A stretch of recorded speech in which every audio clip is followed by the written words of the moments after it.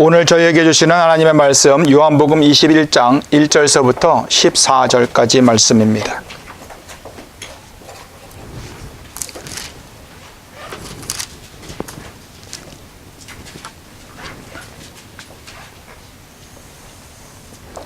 우리 같이 한 목소리로 같이 읽도록 하겠습니다.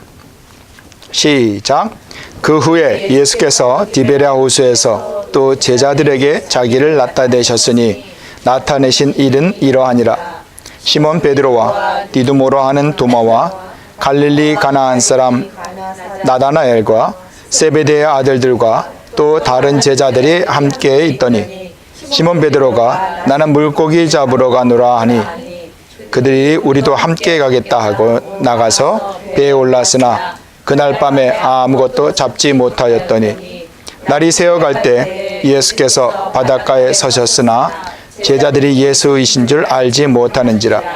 예수께서 이르시되 얘들아 너희에게 고기가 있느냐?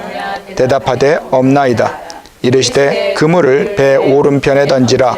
그리하면 잡으리라 하시니 이에 던졌더니 물고기가 많아 그물을 들 수 없더라.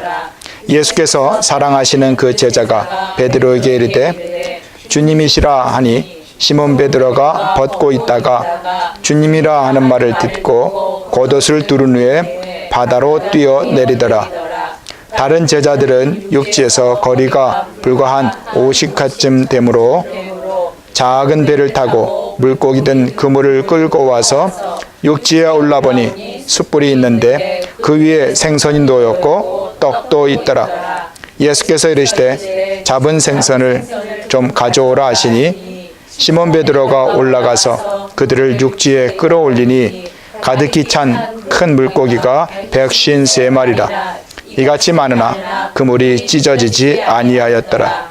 예수께서 이르시되 와서 조반을 먹으라 하시니 제자들이 주님이신 줄 아는 고로 당신이 누구냐 감히 묻는 자가 없더라. 예수께서 가셔서 떡을 가져다가 그들에게 주시고 생선도 그와 같이 하시니라.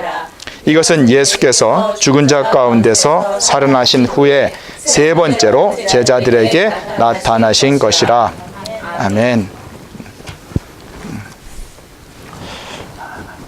지난 종려주일에 저희는 예수님의 발자취를 따라서 같이 예루살렘 성을 향하여 한번 걸어가 보았습니다.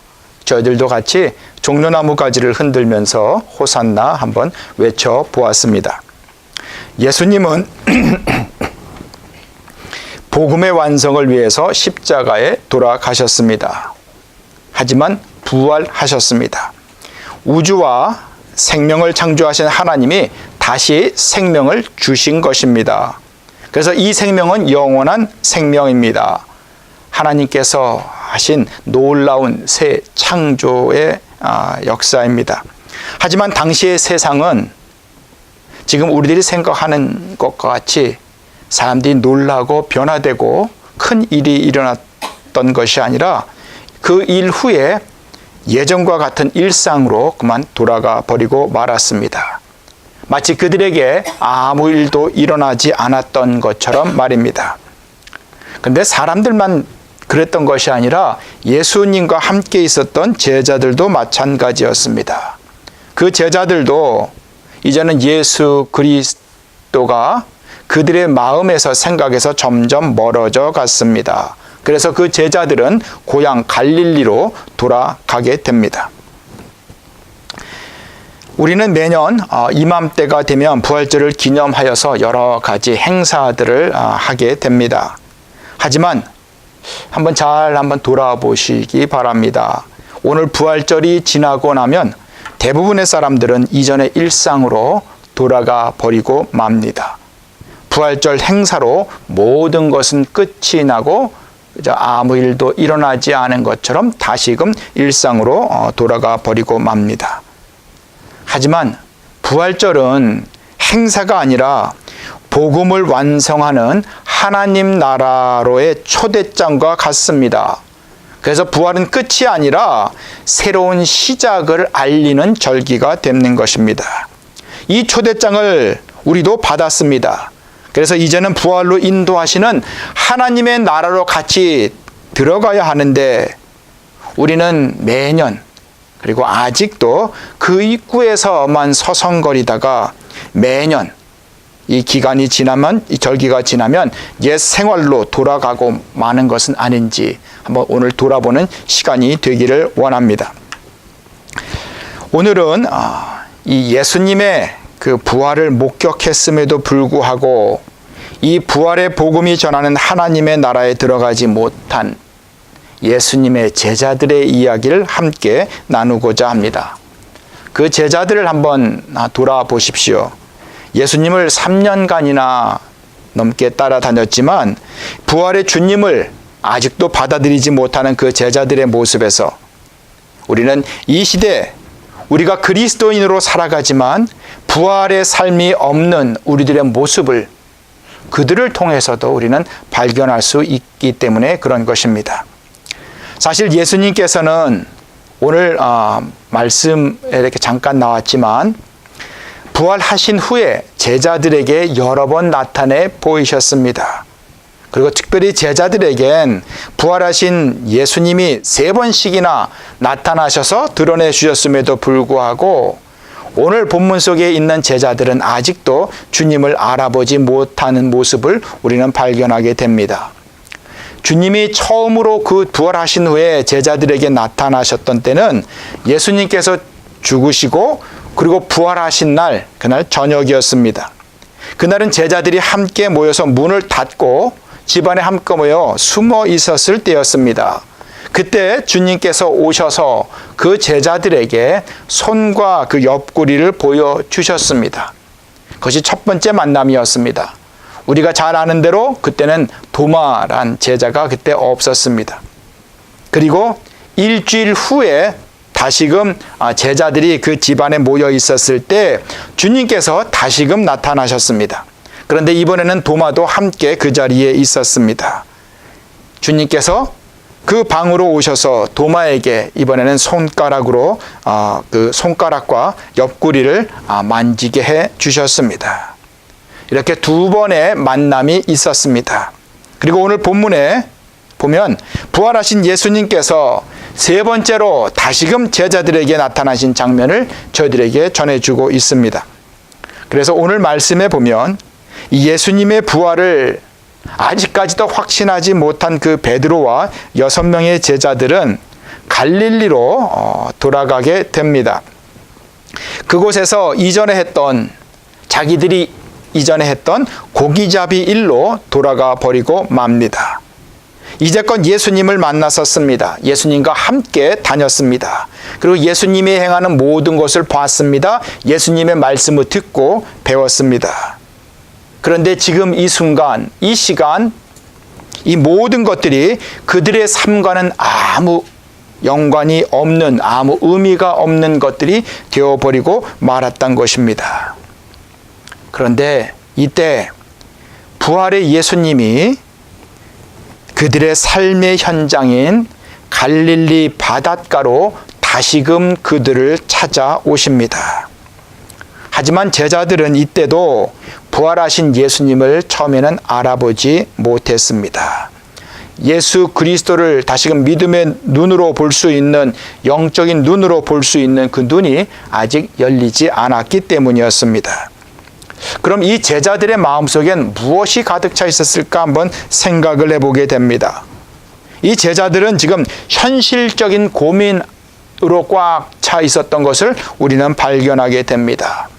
현실적인 고민, 우리에게 두려움, 그리고 근심이 그 제자들의 마음에 꽉 차 있었던 것입니다. 부활하신 예수님보다도 이 제자들에게는 지금 앞에 당장 꾸려갈 생계가 큰 문제로 다가왔던 것입니다. 현실의 바닷속에 이 제자들은 갇혀 버리고 만 것이었습니다. 그래서 이 제자들은 지금 부활의 주님을 2번씩이나 만났음에도 불구하고 지금은 어떻게 하면 물고기를 많이 잡아서 다시금 가정을 일으키고 그리고 세금 내야 될 것을 준비해야 하는지 하는 생각으로 이 제자들은 가득 차 있었던 것입니다. 그래서 저녁임에도 불구하고 고기를 잡으러 나가게 되었던 것입니다. 그래서 이 제자들은 갈릴리에서 3년 전에 버려두었던 그 그물들을 다시 꺼내 들고서 고기를 잡으러 그 갈릴리 바다로 나섰던 것입니다. 똑같은 그물이었지만 베드로는 지금 그 그물을 가지고 잡을 물고기만을 생각하고 있었습니다. 하지만 예수님께서는 사람을 낚는 어부로서의 그물을 바라보시고 베드로를 대하고 계셨습니다. 이날따라 바닷가에 나갔던 그 일행들의 고기를 영 잡지를 못했습니다. 잡히지가 않았습니다. 그렇게 번번이 허탕만 치는 그 제자들 앞에 예수님이 지금 나타나십니다. 그런데도 제자들은 예수님을 알아보지 못했습니다. 우리는 오늘 이 장면을 통해서 당장 살아갈 그 눈앞에 내 앞에 닥친 현실적인 문제에만 골몰하느라 부활하신 주님을 알아보지 못하는 베드로와 그 제자들에게 우리의 관심을, 우리의 눈을 한번 주목해 보고자 합니다. 사실 예수님은 십자가를 지시기 전에 이미 이 사건에 대해서 미리 말씀해 주셨습니다. 유월절 만찬을 나누고 감람산으로 가시면서 제자들에게 이렇게 말씀하셨습니다. 내가 살아난 후에 너희보다 먼저 갈릴리로 가 있겠다라고 분명히 말씀해 주셨습니다. 그뿐만이 아닙니다. 부활하신 후 빈 무덤을 찾아온 막달라 마리아와 살로메에게도 똑같은 메시지를 전해 주셨습니다. 전해 주라고. 가서 제자들과 베드로에게 이르기를 예수께서 너희보다 먼저 갈릴리로 가시나니 전에 너희에게 말씀하신 대로 너희가 거기서 배우리라 하라라는 그런 메시지였습니다. 베드로와 제자들은 분명히 이 메시지를 받았을 것입니다. 그럼 이 정도 메시지를 받았다면, 그리고 제자들이 정말 주님에 대한 확신을 갖고 그 주님을 기다리고 있었다면 그들은 틀림없이 예수님을 알아보았을 것입니다. 왜냐하면 얼마 되지 않았던 그 부활 후에 얼마 되지 않았던 그 시기였기 때문입니다. 그런데 한두 번도 아니고 이렇게 3번씩이나 몰라보았다는 것은 뭔가 문제가 있는 것이 아니겠습니까? 아기의 엄마가 있는데 이 엄마는 아기의 눈만 마주쳐도, 그리고 울음소리만 들어도 아기가 무엇을 원하는지를 다 알 수 있습니다. 우리가 마음속에 어떤 사람을 품고 있다면 그 사람의 목소리만 들어도 우리는 그 사람이 누군지 금방 알 수 있습니다. 제자들의 마음에도 예수님이 정말 있었다면, 그리고 그분이 부활하신다는 것을 확신했었더라면 예수님을 그렇게까지 못 알아보진 않았을 것입니다. 그러고 보면 제자들의 마음에는 주님이 부활하실 것이라는 그 확신과, 그리고 주님을 다시 만나게 되리라는 그런 기대감이 지금 거의 바닥에 다다랐다라는 것을 우리는 알 수가 있습니다. 오히려 이 제자들은 지금 자신들의 현실 속의 바다에 갇혀서 예수님을 오히려 알아보지 못했던 것을 우리는 알 수가 있습니다. 이 제자들의 마음속에는 예수님보다도 앞으로 먹고 살아야 할 그런 육신의 양식, 오늘 말씀에 의하면은 물고기 잡는 생각으로 가득 차 있었던 것입니다. 제자들만 그럴까? 우리들도 예수님의 제자들과 별반 다르지는 않은 것 같습니다. 오늘을 살아가는 이 시대의 사람들도 마찬가지인 것 같습니다. 지금 이 제자들의 모습이 바로 오늘을 살아가는 우리들의 모습과 너무 닮았다라는 생각을 갖게 되기 때문에 그렇습니다. 그럼 한번 묻고자 합니다. 왜 이 시대의 사람들은 부활의 주님을 믿지 않게 되는 것일까요? 왜 이 시대 현대인들은 인류를 위해 이 땅에 오신 예수님을 몰라보는 것일까요? 심지어 교회에 다니는 사람들도 예수님을 무시하는 때가 있습니다. 왜 그럴까요? 이유가 무엇이겠습니까? 그 이유를 한번 살펴보면 그 첫 번째 이유는 바로 오늘 본문에 나오는 베드로처럼 우리는 당장 내 눈앞에 닥쳐오는 인생의 필요들을 채우기에 너무 바빠서 예수님은 나와는 관계가 없는 그런 사람으로 멀리 밀려나 있다는 생각을 갖게 됩니다. 우리의 현실에서는 물고기를 많이 잡아야만 하기 때문에 그렇습니다. 얼마만큼 잡으면 될까요? 더 잡아야 합니다. 많이 잡음에도 불구하고 또 더 많이 잡아야만 합니다. 이것이 지금 베드로의 상황이었습니다. 바쁜 현실 속에서 그래서 부활이란 나와는 관계가 없는 거리가 멀게 느껴지는 이야기가 되고 마는 것이 바로 이러한 이유가 아닐까 생각을 하게 됩니다. 그래서 이렇게 바쁘게만 살아가는, 무엇인지는 모르고 어디로 가는지는 모르지만 내가 간다라고 생각하는 그 방향 속에서 나는 바쁘면 바쁠수록 더 잘 산다라고 생각을 하기 때문에 부활이 내 삶에 있어서, 내 인생에 있어서 그렇게 중요하게 여겨지지 않는다는 것입니다. 그래서 부활은 지금 나와 관계 있는 것이 아니라 언젠가 내가 죽게 되면 그때 나와 관계가 되는 나중의 일로만 우리는 생각한다는 것입니다. 어찌 보면 오늘 제자들의 모습과 동일한 모습이 아닌가 생각이 듭니다. 그래서 현대인들은 현실적으로 다가오지 않는 그런 예수님의 부활에 대해 별로 관심을 가지지 않는다는 것입니다. 당장 해결해야 될 나의 문제, 재정적인 문제, 내가 닥친 진로의 문제 등 인생에 있어서 우리가 풀어야 할 많은 문제들이 있지 않겠습니까? 인생에 산적한 그 문제들이 나에게는 지금 당장 그 문제들이 훨씬 더 크게 보인다라는 것입니다. 성경에 보면 마치 가나안을 정탐하러 간 10명의 그 12명의 정탐꾼들이 가나안을 처음 보았을 때 느꼈던 그 모습 그대로 우리도 동일하게 내가 살아가는 이 시대, 내가 겪고 있는 이 문제가 크게 보인다라는 것입니다. 그래서 현실적인 생각만 해도 우리는 마음이 바빠질 수밖에 없습니다. 부활의 주님을 만날 시간도, 여유도, 그리고 관심도 없게 되는 것입니다. 얼마 전 보잉 737 맥스 8 비행기 2대가 추락을 했습니다. 여러분 공항을 한번 가보시죠. 많은 사람들이 그 공항에 어디론가 바쁘게들 다들 달려갑니다. 모두가 다 바쁘게 어디론가 가려고 하지만 불행하게도 이 비행기에 탔던 사람들은 모두 사망하고 말았습니다.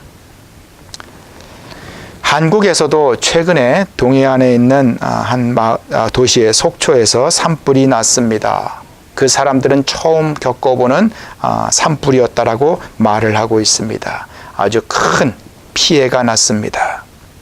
모두가 다 바쁘게 열심히 살아왔던 사람들이었지만 한순간에 불이 났더니 그 나의 삶의 현장, 그 사람들의 삶의 현장을 모두 다 태워버리고 말았습니다.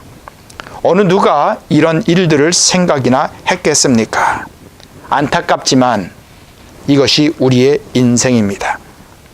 무언가 바쁘게 열심히만 살아가면 잘 될 것 같은데 우리의 삶은, 우리의 현실은 그렇지 않다는데 우리의 탄식이 있습니다. 심지어 예수 믿는 사람들도 그러합니다. 어떻게 바쁘게 지내다 보니 또 오늘이 부활주일이네. 전에 달걀 먹었는데 오늘은 없네. 내년에는 먹을 수 있을까? 하고 또 이렇게 지나면 그만이 되는 것 같습니다. 이렇게 바쁜 생활 속에서 갇혀 지내기 때문에 우리 바쁘게 살아가는 현대인들에겐 부활이 마음에 와 닿지 않는 것 같습니다. 그리고 또 한 가지, 부활을 믿지 않으려는 두 번째 이유는 현대인들 마음에, 우리들 마음속에 자신감이 남아있기 때문입니다. 아마 이것이 더 큰 이유가 아닐까 생각을 해봅니다. 현대인들은 내가 내 힘으로 살아갈 수 있다는 자신감을 가진 사람, 그 사람들을 똑똑하게 여기고 있습니다. 그래서 지금 보이지 않는 예수님을 믿는다는 것을 어리석은 일로 생각하는 사람들이 많이 있습니다. 지금 제자들도 어부로서 잔뼈가 굵었던 그 과거의 경험을 생각해 보면서 밤새도록 자신들의 그물을 열심히 그 갈릴리 호수, 갈릴리 바다에 던졌던 것처럼 어쩌면 현대인들도 그 자신들의 그물을 잘 던지려고 열심히 애쓰며 열심히 살아가는 모습, 그 모습이 우리 현대인들의 모습이 아닌가 생각을 해보게 됩니다. 실제로 주변을 돌아보면 고기를 잘 잡는 내 자신의 능력을 과신하면서 하나님을 우습게 여기고 그리고 자신만만하게 이 세상을 살아가다가 어느 날 갑자기 모든 것을 잃어버리고 자기가 믿었던 그 그물이 빈 그물의 인생이었던 것을 체험하면서 살아가는 사람들을 종종 보게 됩니다. 이것이 우리의 모습이 아니겠습니까? 내 자신에게 필요한 것들을 스스로 채우려는 것이 우리 인생들의 모습이 됩니다. 그래서 예수님께서 살아계심을 하찮게 여기게 되는 것입니다. 왜냐하면 내가 해결할 수 있다라고 생각하기 때문입니다. 그래서 내가 많이 가질수록 내가 파워를 가질 수 있다라고 생각을 하는 것입니다. 나는 내 그물을 던지면 얼마든지 많은 고기를 잡을 수 있다고 하는 그 자신감 때문에 아직도 많은 사람들이 이렇게 예수 없는 인생, 그리고 특별히 부활 없는 인생을 살아가고 있습니다. 이곳에 함께한 코퍼스 크리스티 우리 교회 성도 여러분, 우리는 이런 인생의 자신감에 속아서는 안 됩니다. 내가 내 힘으로 세상을 살아가고 내가 컨트롤할 수 있다라고 하는 그 사탄의 속임수에 우리는 넘어가서는 안 됩니다. 성경이 이것을 저희들에게 전해주고 있습니다. 그러한 속삭임이 사탄이 우리에게 주는 거짓말이 됩니다. 그러면 우리는 어떻게 살아야만 할까요? 이 부활에 대해, 부활의 삶에 대한 이 질문에는 두 가지 대답이 있을 수가 있는 것 같습니다. 많은 사람들이 부활에 대한 질문 앞에 두 가지로 반응하게 되는데, 첫 번째는 무슨 소리야? 난 그런 거 안 믿어 하면서 또 다른 증거를 요구하는 사람들이 있다라는 것입니다. 그러나 한번 생각해 보십시오. 또 다른 증거를 요구하는 사람은 아무리 많은 증거를 내놓아도 결코 받아들이지 않는다는 사실을 말입니다. 제자들조차 그러지 않았습니까? 그들을 돌이켜보면 증거가 많다고, 기적을 더 많이 경험한다고 믿음을 갖게 되는 것이 아니란 것을 우리는 배우게 됩니다. 그러고 보면 믿음은 기회가 주어졌을 때, 인격의 주님을 만나게 되었을 때 그 주님 앞에서 결단하는 것입니다. 그리고 확신하는 것, 그것이 믿음이라는 것입니다. 이것이 바로 우리 성도들의 모습이 되는 것입니다. 그리고 이 부활에 대한 두 번째 반응은 오늘 본문에 나오는 베드로와 다른 제자들처럼 조용히 부끄러운 자신을 주님께 내어드리는 사람들도 있다라는 것입니다. 이것이 두 번째 부류의 사람들입니다. 오늘 본문에 보면 성질이 급한 베드로는 주님이라는 이야기를 듣고 배에서 뛰어내렸고, 그리고 다른 제자들도 많이 얻은, 본문에 보니까 153마리나 된다 그러네요. 그런 물고기를 배에 가득 실은 채 배에서 나왔습니다. 그리고 예수님이 그들을 위해서 준비한 아침을 먹으며 이 제자들은 아무것도 묻지 못했다라고 전해주고 있습니다. 그들은 그물을 들어 올릴 수 없을 만큼 물고기가 많이 잡히도록 도와주신 분이 주님이시라는 것을 그제서야 확실히 깨닫게 되었던 것입니다. 예수님의 그 크신 사랑 앞에서는 감히 그 누구도 아무 말도 할 수 없었던 것입니다. 부활하신 주님을 2번씩이나 목격하고서도 온전히 그분을 위해 삶을 드리지 못한 그 자신들의 모습을 돌아보며 이제는 부끄러워했을 것입니다. 이렇게 주님 앞에서 부끄러워할 줄 아는 사람, 그런 사람이 신앙의 사람들입니다. 여러분은 어떤 부류의 사람들이 되겠습니까? 아직도 또 다른 증거를 요구하는 사람입니까? 아니면 베드로와 제자들처럼 조용히 부끄러운 자신을 주님께 드러내놓는 사람입니까? 물론 우리들 가운데 아직도 확신을 갖지 못한 분이 있을 수가 있습니다. 그렇지만 보지 않고 믿는다는 것이 맹목적인 신앙을 의미하는 것은 아닙니다. 우리는 믿는다 하면 그것은 잘못된 맹신으로 생각하는 경향이 좀 있기 때문에 그렇습니다. 믿음은 우리가 생각하는 것처럼 아무것도 없는데 그냥 믿는 맹신이나 맹종이 아니라 하나님의 약속에 대한 확신이 되기 때문에 그렇습니다. 믿음은 보이지 않는 약속을 믿는 능력입니다. 눈으로 보이지는 않지만 우리는 부활하신 주님을 통해서 그 약속은 분명히 이루어지는 것임을 우리는 믿을 수 있게 됩니다. 오늘 베드로와 다른 제자들은 부활의 주님을 만났으면서도 예수님이 그들 인생의 주님이 되지 못했던 것을 보게 됩니다. 하지만 지금 인생조차도 채워주시는 그 주님을 깨닫게 되고서는 이제서야 인생의 주님으로 이 제자들은 받아들이게 됩니다. 이렇게 부활의 주님과의 인격적인 만남 후에 베드로도 물고기를 잡는 어부에서 이제는 사람을 낚는 어부로 변화되어 가기 시작합니다. 그리고 우리가 잘 아는 대로 얼마 후에 성령을 받게 되는 그 사건이 일어나게 됩니다. 그리고 제자들도 이제는 주님을 마음으로 받아들일 수 있게 되었습니다. 오늘 본문에 보니까 주님이 구워주시는 물고기와 떡을 새롭게 먹게 되면서 이제 주님이 공급하여 주시는 새로운 힘을 이 제자들은 얻게 됩니다. 인생의 한가운데서 이제 제자들은 주님을 새롭게 바라볼 수 있게 되었던 것입니다.